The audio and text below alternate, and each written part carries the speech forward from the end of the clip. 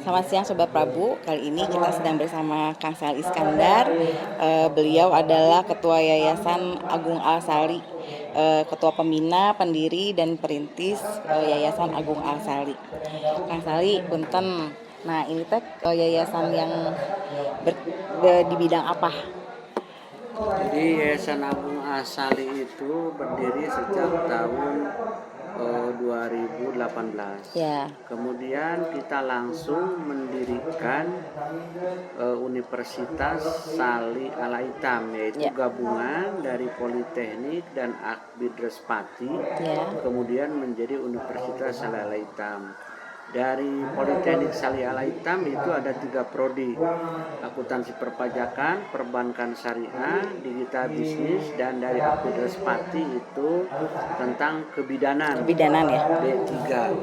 Nah, sudah akreditasi kebidanan amat baik. Kalau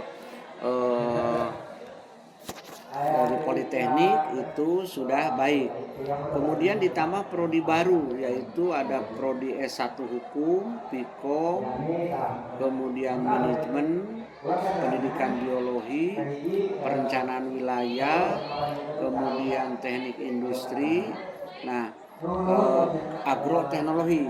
Jadi nanti itu ada 11 prodi yang kampusnya itu yaitu di Jalan Ciganitri, Ujung Soang. Nah, itu sudah kampusnya sudah di atas tanah 1 hektar, itu sudah berdiri 4 lantai kampusnya. Jadi kampusnya itu nanti ada 3. Kampus pertama di Jalan Ciganitri, kampus kedua di Jalan Pasanggrahan, nomor 15 itu juga sudah fondasi untuk 5 lantai, dan kampus 3 itu di Cipulus, Bandung Barat, dekat Pemda, dekat gedung DPD Kabupaten Bandung Barat. Nah, misinya kita akan menyiapkan sebuah generasi dengan keunggulan perguruan tinggi. Itu apa? Keunggulannya itu adalah, pertama, kita akan membuat mereka menjadi calon wirausaha. Jadi kewirausahaan itu menjadi mata kuliah wajib dari tingkat 1 kemungkinan sampai 12 SKE. Setiap prodi. Jadi mereka akan diajarkan bagaimana membuat CP, ada komisaris, ada direktur, kemudian macam-macam usaha dari mulai konstruksi, kemudian perdagangan umum, penerbitan. Kemudian mereka juga akan dilatih bagaimana cara mendirikan sebuah yayasan. Yayasan itu ada 3 organ sesuai Undang-Undang Yayasan Nomor 16 Tahun 2011 dan 28 tahun 2004. Itu kan ada organ pembina, pendiri perintis, ada organ pengawas, kemudian ada organ pengurus, ketua, sekretaris, dan bendahara. Nah, tujuan kita yang paling dekat itu kita akan menyongsong Indonesia emas, yaitu tahun 2045. Kira-kira bagaimana nih kita menyiapkan tenaga, menyiapkan sumber daya, menyiapkan untuk ke depan. Karena ke depan ini yang seperti saya sampaikan berulang-ulang itu bukan meluluskan untuk mencari kerja, tapi mereka diarahkan bagaimana dari sekarang itu memahami supaya kalau aku keluar dari sebuah universitas Unisal ini, aku tidak ingin bekerja pada orang lain, biar orang lain bekerja pada aku. Aku tidak ingin digaji orang lain, biar aku menggaji orang lain. Nah, ini dasar-dasar ini kita kembangkan di wirausaha. Nanti ada inkubator jenis-jenis usaha, karena kita punya perusahaan yaitu PT Sali Iskandar Group yang bergerak di bidang konstruksi, bidang penerbitan. Jadi ada nanti punya Sali itu punya holding company-nya. Hebat gitu. Nah, kemudian yang kedua adalah kita nanamkan kepada mahasiswa itu di bidang leadership. Bagaimana? Karena kita ingin karakter itu, kalau karakter beribadah kepada Allah dengan baik, melaksanakan sholat, zakat, puasa, kemudian karakter bagaimana menjadi seorang yang tangguh, tidak mengeluh, tidak cengeng, kemudian terlalu berikhtiar. Nah, itu karakter ini akan kita gabungkan, tapi dengan tidak melupakan yaitu tentang mahasiswa yang religius dan milenial. Nah, ini juga penting karena kalau tidak diarahkan nanti kita tidak imbang antara dunia dan akhirat. Nah, universitas ini akan ke sana mengarahnya. Untuk kepentingan dunia dan akhirat, menciptakan pengusaha-pengusaha baru dan guru-guru baru juga ya Pak ya mungkin ya untuk kedepannya. Iya, Untuk amal jariahnya juga ada ya. Jadi mahasiswa itu dipersiapkan untuk menjadi pengusaha dan guru juga ya Pak ya. Itu iya. konsentrasinya kan untuk menjadi guru juga ya Pak. Jadi gini, kita ada fakultas ilmu Ya, keguruan, ya, ada. Sekarang biologi, kemudian ditambah dengan yang lain.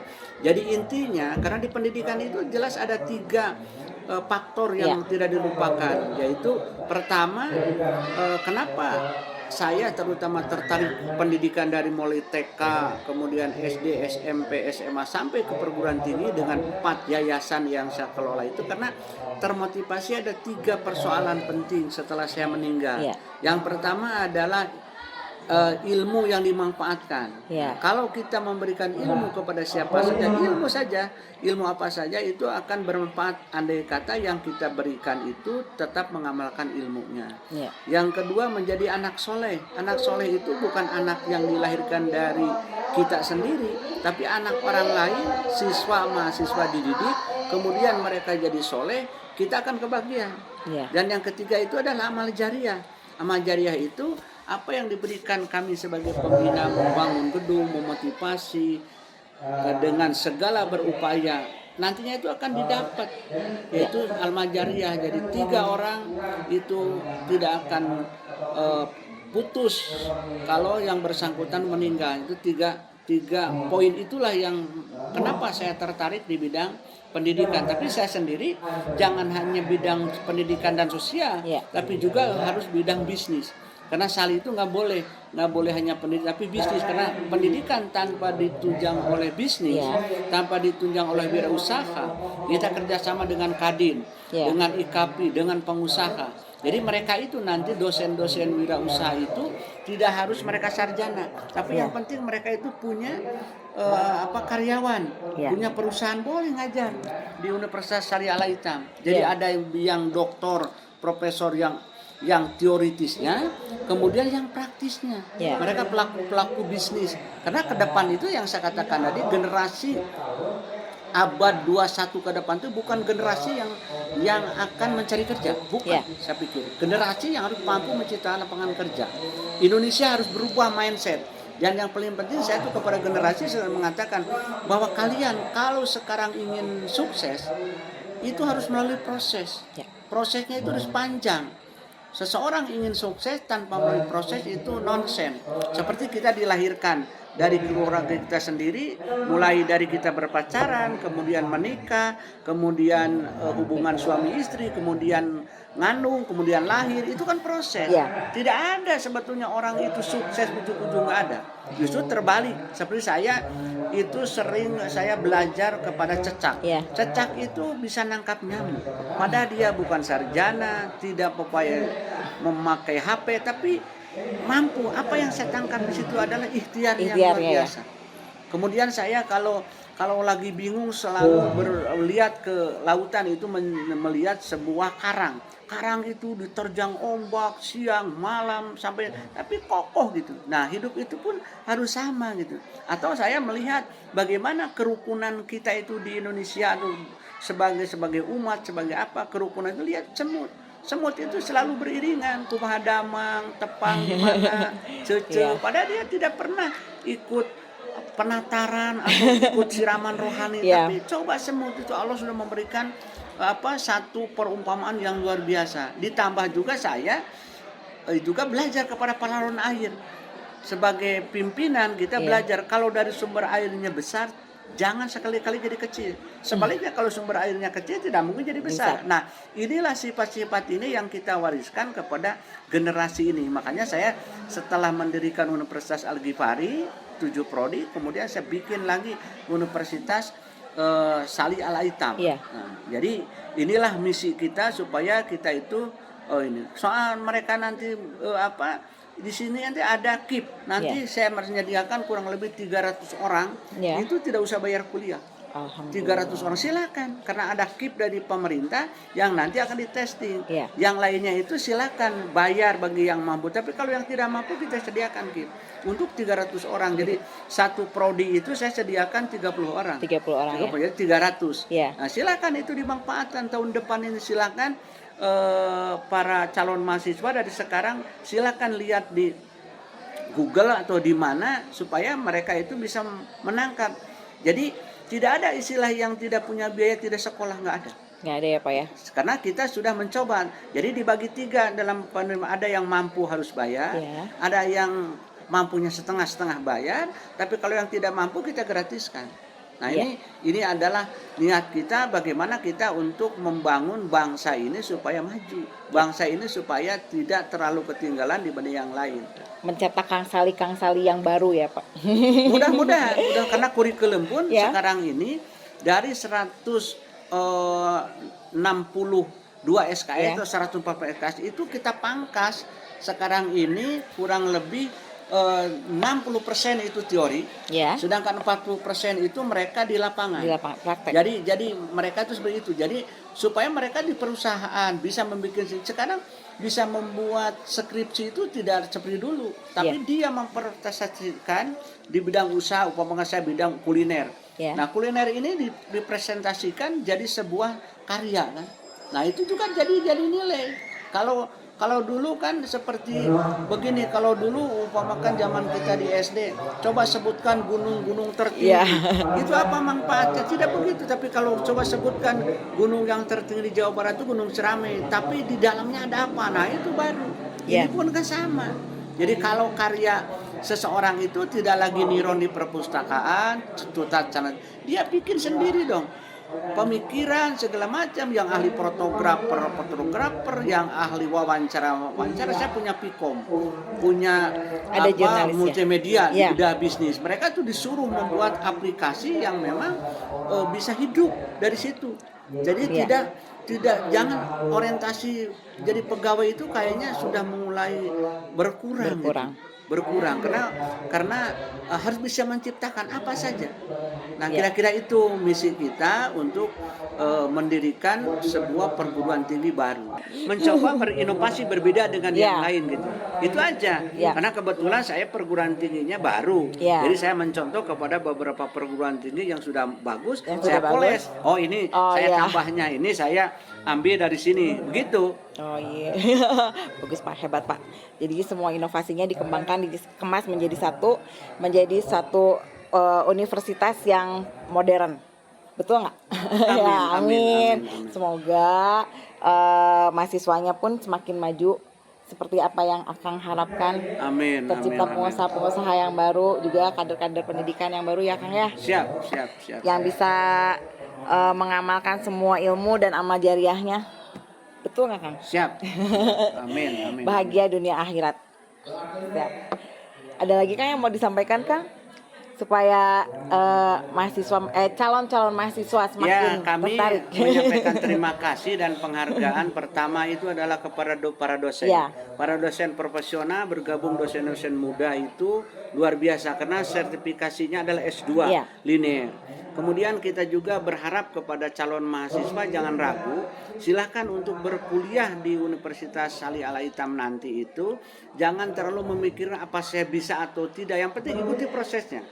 Mau yang kaya silakan, mau yang setengah kaya silakan, mau yang memang tidak punya biaya juga silakan, kita bantu. Jangan sampai anak muda ini, generasi ini tidak lagi mendapatkan kesempatan akses pendidikan. Itu tujuan kita. Karena kita juga kan tanah itu kan tanah wakaf dari keluarga Pak Haji Aceng Jarkasi. Saya itu memakmurkan wakaf. Jadi kita ada